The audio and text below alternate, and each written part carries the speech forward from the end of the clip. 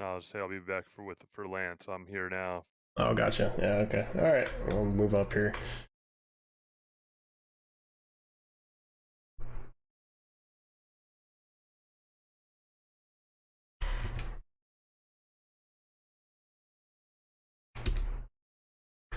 All right, guys. So sorry we're getting a little bit of a late start here. We did get busier than I think either of us expected to be, but we're here with Derek Hood. Many of you guys are familiar with him over the course of the last couple of months here. He's been a lot, very active here on the stream, as well as we've been working traffic a lot together, which has been definitely an interesting time. But without introduction necessary, I guess Derek Hood's with us. So Derek has a long career in aviation, specifically in corporate aviation, although he's had some dips into the airlines as well. Just kind of wanted to introduce you guys to him and have him talk a little bit about his career. We'll try to get some Q&A in if we can. So Derek, welcome back to the frequency. I hope everything's going well. Thanks for your help tonight too by taking 17. Yeah, sorry about that, man. I know we were supposed to do this 37 minutes ago. Yeah, it's all good. That's all good. Kind of have to be flexible with this. So I know it's good to actually stop and talk about something that's not just the normal bullshit banter we have at night. So it's good to talk shop and answer any questions anybody may have, or just explain my story. I know this is probably the second time we've done it. We did it 2 years ago. yeah, it was a while ago. That's for sure. Yep. So I mean, yeah, I'll let you get started then. Just talking about kind of just give you an introduction here, but I guess wherever you want to get started, just about like how you got into aviation and stuff, and where your career's taking you, and where you currently are, and where you're trying to get to.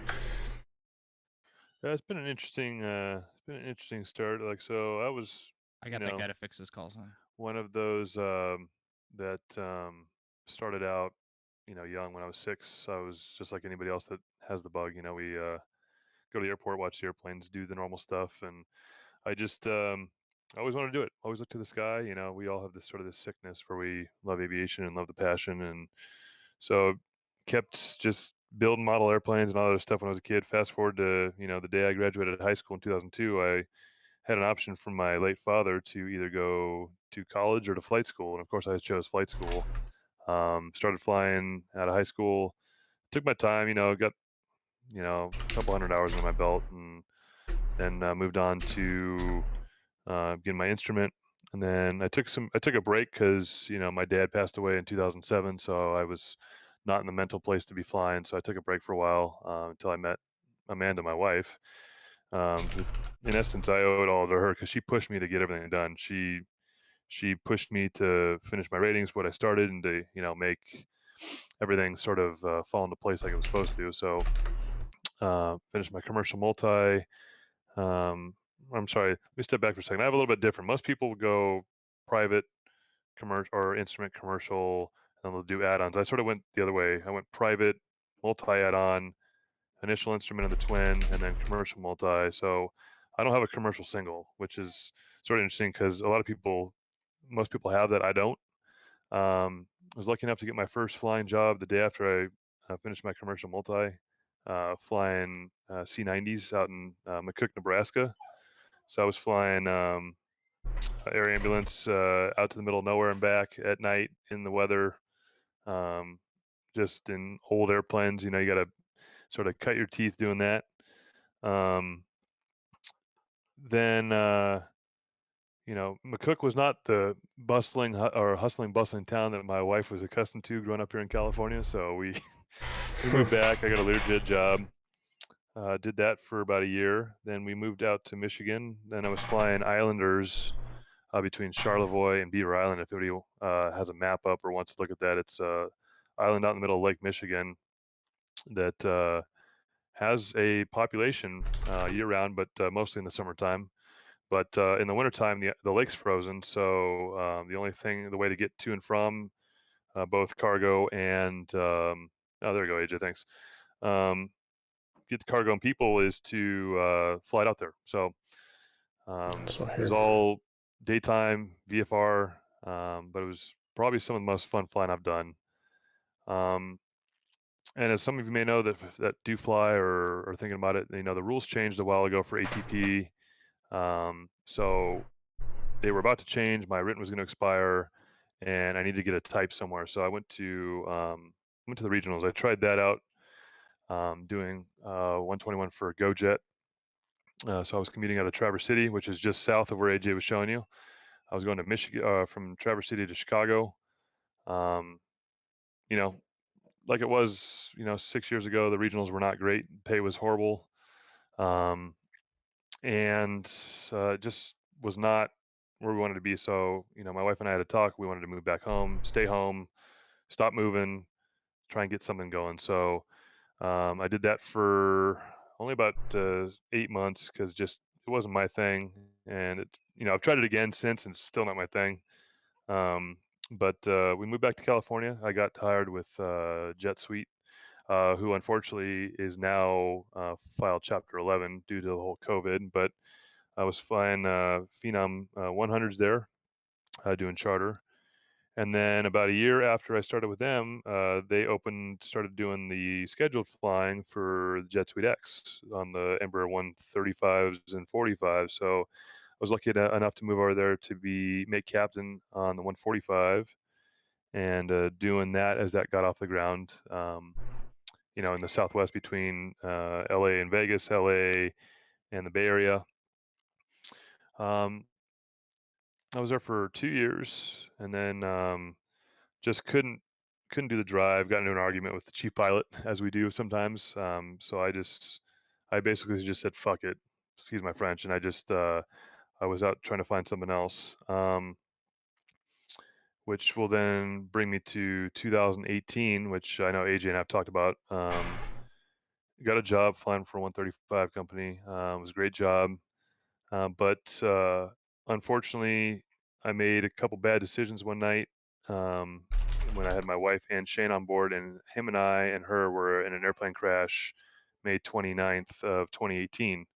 I'm sure AJ's got the pictures of that. He can What bring those was up. the? I need the tail number one more time. Sorry. 148 Mike Echo, That's right. I'll pull it up. which, yeah, that really put a hamper on everything. That really scared the shit out of me. Um, you think you're a safe pilot. You do everything you can for 17 years, um, and you overlook something one night, and the ultimate cause was we ran out of gas. And luckily we did, because if we had been full of fuel and that had happened, we probably would have been a fireball on the street. Um, so that was probably the most trying part of my life, because I had let people down. I put people's lives at risk, my wife, Shane, the general public, just by not sticking the tanks. I learned a lesson about being proficient and being current are two vastly different things. And I think a lot of people need to realize that, both in aviation, both in their profession, whatever it may be. Um, there's a huge difference between the two. We were lucky though; we walked away. Everybody walked out of that. Um, mentally, it was jarring for a while. I really thought about if I was ever going to fly again. Um, but a friend of mine told me, "You work too hard for this. This will pass." Because I was scared with the whole. Not only did we survive, but now I got to deal with the FAA and the NTSB, and you know, um, it's just one of those things where you sort of revamp your life. I got kids. I got 4 kids at home, um, and I want to come home and see them all the time. So. But like I said, I digress. A buddy of mine told me, "Hey, you need to start flying again," and he brought me along on a trip, right seat. I was typed in the airplane. It was a Legacy 650. I did a transcon from Van Nuys to Teterboro. The first 30 minutes were a little nerve wracking. I was thinking about, what's the sound, what's this sound, is everything fine? You start second guessing yourself. But as the flight went through and you started to get your wits about you again, it's started all clicking back. I ran I ran out after that, and just tried to look for jobs, all while being forefront with these guys, saying, "Hey, I'm under investigation with the NTSB and the FAA. This is what's going on." Um, but come October, um, or not October, I'm sorry, come July of that year, I was offered a job because I had talked to the FISDO, I talked to the POIs, all these people saying, um, it's we're doing. Hold on for a second. So what I'm also doing here is wanted to kind of show you guys like what happened with Derek's accident here as well. Sorry, man. A kid was screaming downstairs. Just the Yeah, it's okay. um, yeah. So July, I got offered a job. I was honest with them and said, hey, this is what's going on, and they're like, hey, it doesn't matter. We can insure whoever we want. It's an open pilot policy, and that's when I got onto the Phenom 300 full time for a private owner. It was a great airplane. I had that for a year, all while dealing with the FAA and the NTSB. And November of 2018, the FAA closed their case on it. I had to do a 709, which everybody dreads, but I did it. It was a good learning experience. It taught me a lot about what I'd forgotten back in the private days. We all forget about this stuff as you start flying bigger and faster stuff. Um, and so then I go ahead.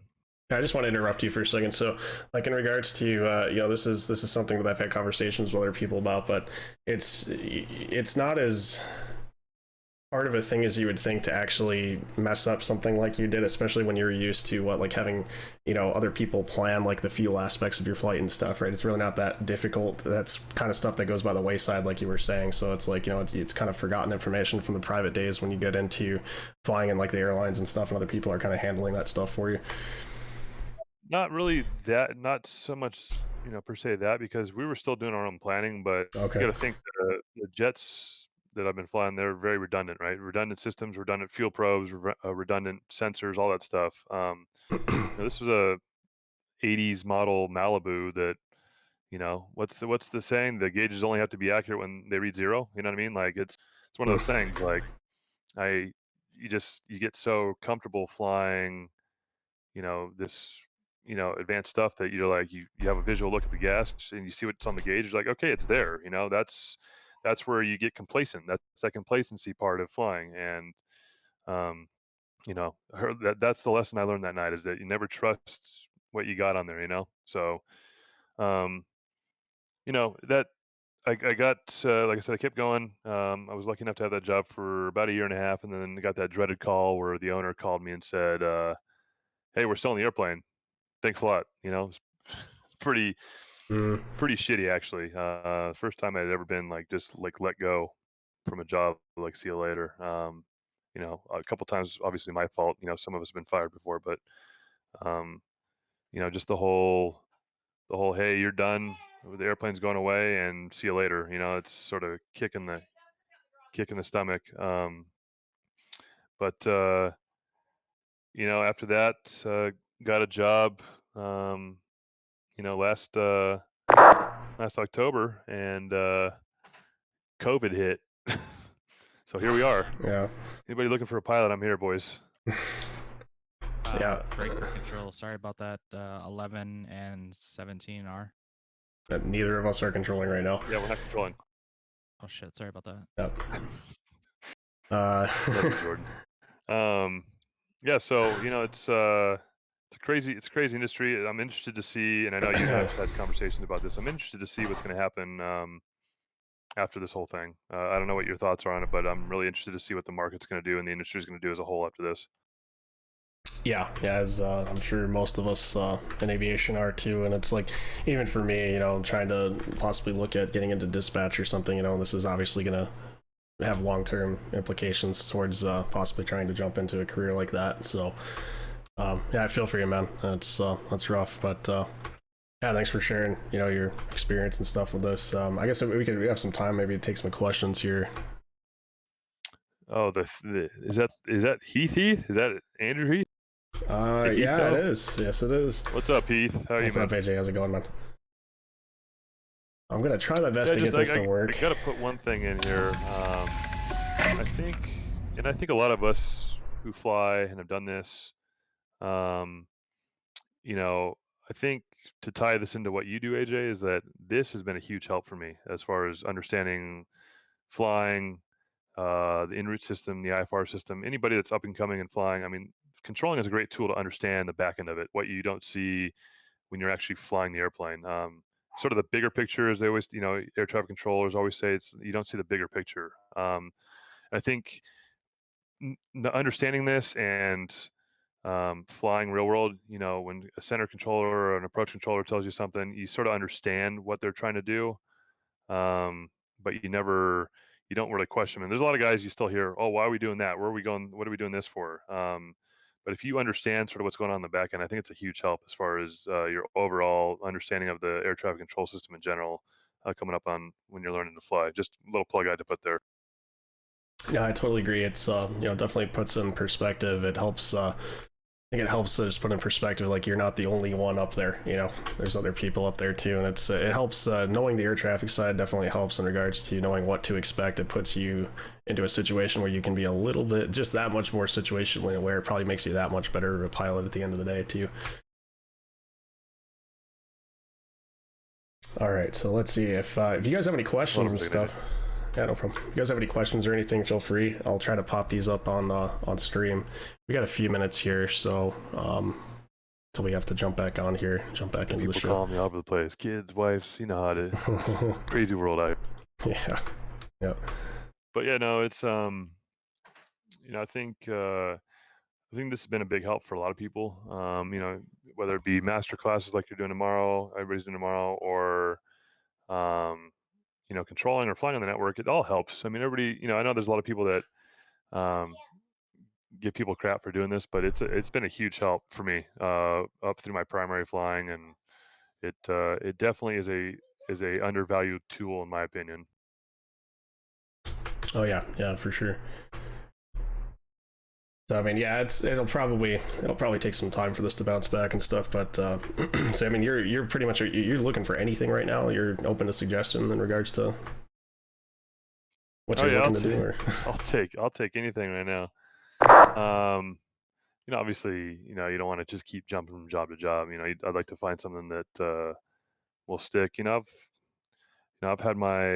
put some stuff out to some of the cargo companies like Atlas and some of the bigger 135 companies and stuff. But it's going to take them a while to bounce back, and it's got to give it time to see what the process is going to do. But yeah, like I really would like to probably do something on a wide body. 7.6 or something like that. Atlas has got a base that's like 20 minutes from here, so that would be essential for anybody that's on here that flies. I know Heath's on here. Never want to commute to reserve, right? Ever. Yeah. So no, just rehash just try to bring back up the accident a little bit here, but okay. So you ended up you landed on a road in Prescott. I wanted to kind of show people that map. I can't remember which road it was. It's Iron Springs Road. It's if you look at where the hospital's at, it's right up the street from there, which is ironically enough. I can find this here. Pull this up.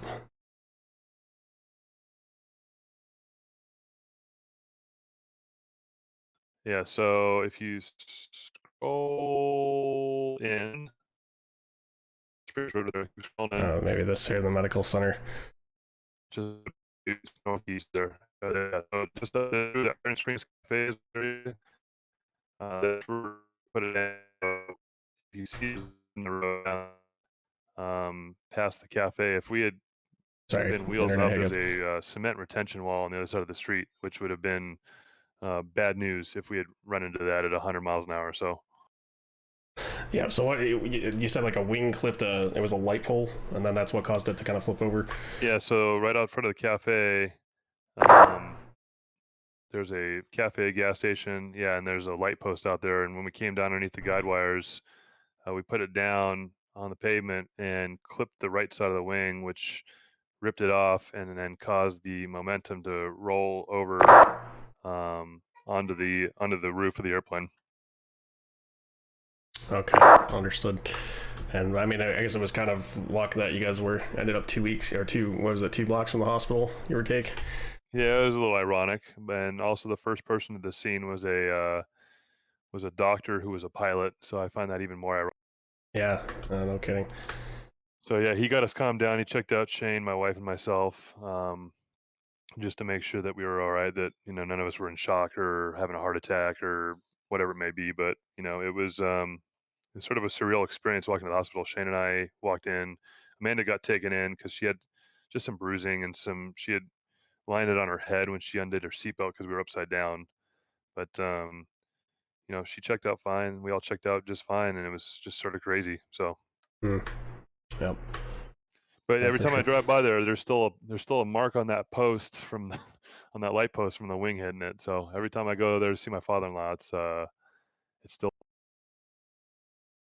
Oh yeah, for sure, man. All right, guys. Well, But yeah, like I always say, I appreciate you having me on. You're doing some good stuff here, man. I really enjoyed the stream. I am sort of a fanboy, so just wanted to let you know. Yeah, no, I appreciate your support and stuff over the last couple months. It's definitely been fun to reconnect with people and stuff and do this.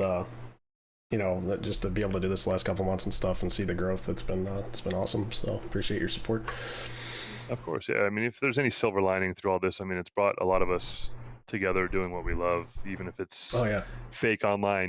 People still have been enjoying it, and it's been a hell of a ride the last 2 months. So yeah, definitely. All right, dude. Thanks again, Derek. Appreciate it. I'm sure you'll be around tonight, right? You're controlling later tonight. yep, I got the ghoul shift again tonight. So Yeah, I will be here too, so we'll figure something out. Maybe we can take more Q&A later tonight then if people have questions. I'm going to try to get a quick break in here before I need to come back on for an hour here, and we can just go from there, I guess, if that works. yeah, we'll bust out the booze later. Yeah, that's probably why I'm going to go take a little break here. I need to get a bottle of wine ready, so. All right, man. Hey, appreciate it, guys. And right. keep following AJ, man. He's doing some good stuff. All right. Okay, guys, with that said, I'm going to take a quick breather here again, and we'll come back to a little bit more ATC.